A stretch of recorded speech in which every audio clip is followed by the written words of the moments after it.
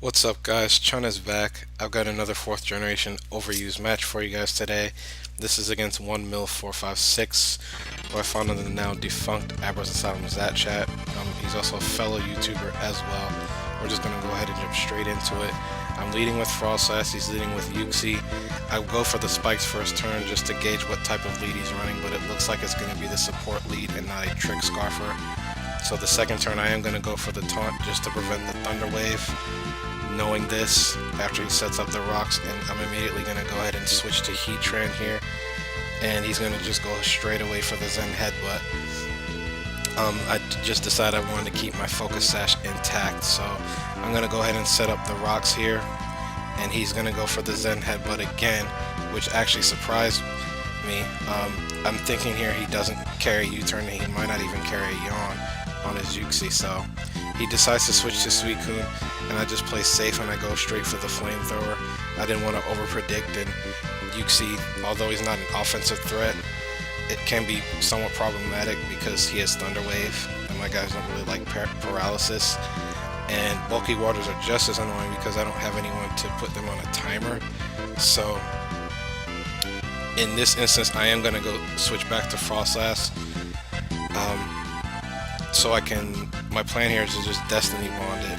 He is going to get the free Calm Mind, and I knew he would do that because he knows I wouldn't leave Heatran in this early, risking the Surf. So he actually goes for Protect, and that really surprised me. It seems like a good move to have in theory, actually, since most Heatran carry Explosion for Suicune. But I'm going to decide to go for the Destiny Bond here now, and he goes for the Surf. And me going for Taunt back there actually worked out because at least I was able to hide Destiny Bond and show it off here on this turn. So it's another big threat out of the way. He decides to go back into his lead, which is a common but a good play. And since I exploded my lead, I'm going to go to my Revenge Killer, Choice Scarf from Fernape. I'm going to go straight away for the U-turn just to get some damage on it, and I wanted to scout who he would bring in on the blind switch. So I knew a Thunder Wave was coming here, so I just have to go to my slowest member, which is Heatran. Zen Headbutt wouldn't have been a good move for him anyway, and Ape absolutely cannot be paralyzed, else he's going to be left useless. So I almost went for Earth Power here because I could smell Heatran coming, but I just didn't go for it. And I went for the conservative play and went for Flamethrower again, unfortunately. And he definitely makes me pay for it. Now, here I make another bad play. I decide to just sacrifice Heatran to the Earth Power to get a free switch in case he predicted me to go to something else, which was another conservative play. And I know at the range I'm at, even Shukaberry won't save me. So I go to Gengar on the free switch just to see if he's choiced and set up a substitute to scout what he's going to do. He goes back to Yuxi, expecting a Focus Blast, so this tells me that he's definitely choiced. He's probably Scarfed. So I'm sitting behind a sub, so things are looking pretty good. I am going to go straight for the Shadow Ball here, and this will one-hit KO his Yuxi, so now I don't have to worry about paralysis unless he's got something else to induce it. So he's actually going to bring Heatran in on the free switch here, which surprised me. Looking back, judging by the members of his team, Gengar can be an issue for him, especially if Gengar's packed Thunderbolt, and this one does pack Thunderbolt. So I go for the Focus Blast. Unfortunately, I missed.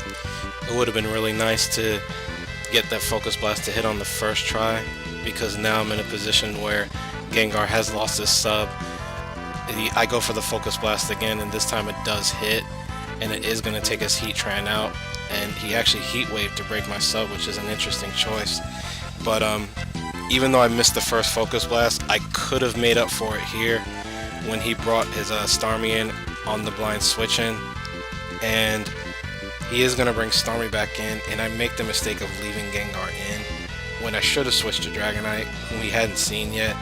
Based on his playing style, he wouldn't randomly Ice Beam to scout for the flying type, but I thought he might, so I made the conservative play once again, and I got a free switch, and I go to Infernape, and here's where I could have made up for the mistake I made last turn by going into Dragonite instead, but I didn't, and this was not a good way to scout for the Choice Scarf, because it turns out he is Scarfed, and he's locked into Psychic. So now I did a damage calc, and I know Lucario will survive one Psychic, barring a crit, so I have to take the time to set up an Agility at this point, and then just one-hit KO next turn with a Crunch.